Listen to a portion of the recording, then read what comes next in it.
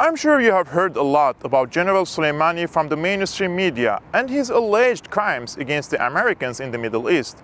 In this video, I will tell you the real story behind the US hatred towards Soleimani and why he was assassinated.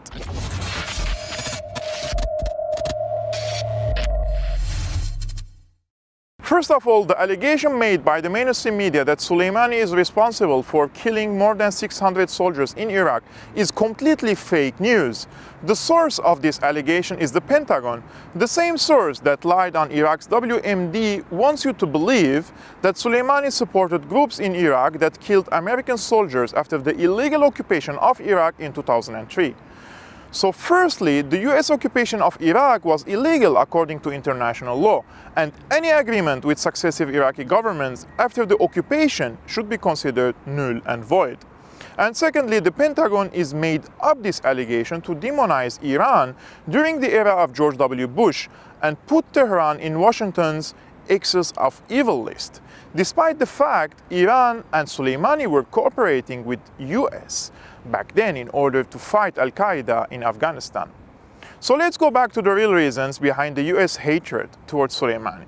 Late Soleimani has taken charge of Al-Quds force in the Iranian Revolutionary Guard in 1998. One of his first trips was to Lebanon, particularly to the Lebanese Hezbollah, that was back then engaged in a war of attrition with Israel. Hezbollah in 1998 was not strong enough, so its strategy was to exhaust the Israeli army that was occupying South Lebanon. Soleimani increased the Iranian support to Hezbollah, and alongside the military support of Syria's late president Hafez al-Assad, Hezbollah managed to kick out Israel from South Lebanon in the year 2000 and liberated most of the Lebanese territories, in exception of Shab'a Farms and Kafr Shuba Hills. When the liberation happened, Soleimani told Hezbollah that Israel will certainly try to take revenge. Therefore, the Lebanese group must prepare itself for another round of war. Thus, Soleimani increased the Iranian support to Hezbollah in a bid to change the strategy of Hezbollah from only exhausting Israel into fighting it as equals. Of course, this was not possible due to the air superiority of Israel. So Iran and Syria made their weapon stores available for Hezbollah, particularly the mid-range missiles and the anti-tank rockets. Additionally, Tehran and Damascus transferred their military expertise to Hezbollah in order to produce their weaponry instead of shipping them from Iran or Syria. So when Israel invaded Lebanon once again in 2006, Hezbollah managed to kick the invading army out of Lebanon thanks to this military support. Soleimani himself was present in Lebanon during the war in 2006, and he put his military expertise at the service of Hezbollah. After 2006, Soleimani took the Iranian support of Hezbollah to an advanced level in order to create a deterrence with Israel. And the truth is, since 2006, Israel didn't dare to invade Lebanon again. This was mainly thanks to Soleimani. In 2011, the proxy war erupted in Syria, where the US and Israel wanted to overthrow Bashar al-Assad and destroy the Syrian regional power through proxy forces, mainly the Islamist groups such as the Free Syrian Army, Al-Nusra Front, Ahrar al-Sham, Islam's Army, etc., etc., etc. Even ISIS at some point was getting tacit support from the US by turning a blind eye for their rapid expansion in North Syria and looting the Syrian oil and selling it in Turkey. Turkey is a NATO member state which hosts one of the biggest NATO bases in South Turkey.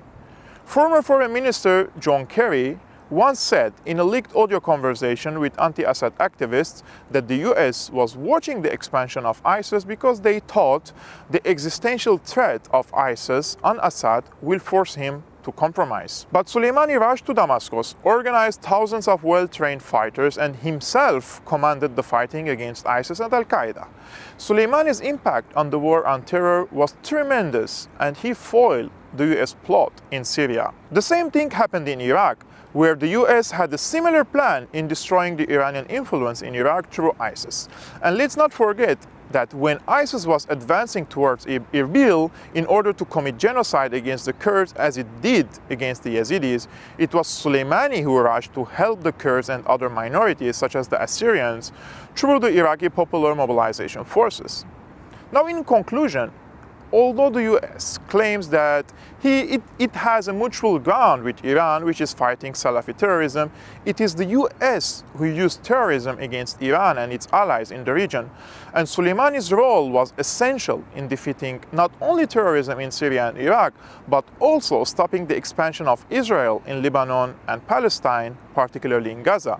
This is why the US and Israel wanted Soleimani dead, and any other allegation is completely made up and fake news. I've been your host, Kevork Almasian of Syriana Analysis. Credit goes to the Patreon community that is supporting this channel financially on a monthly basis. If you would like to support my independent work, please visit patreon.com/Syriana Analysis. More details in the description below.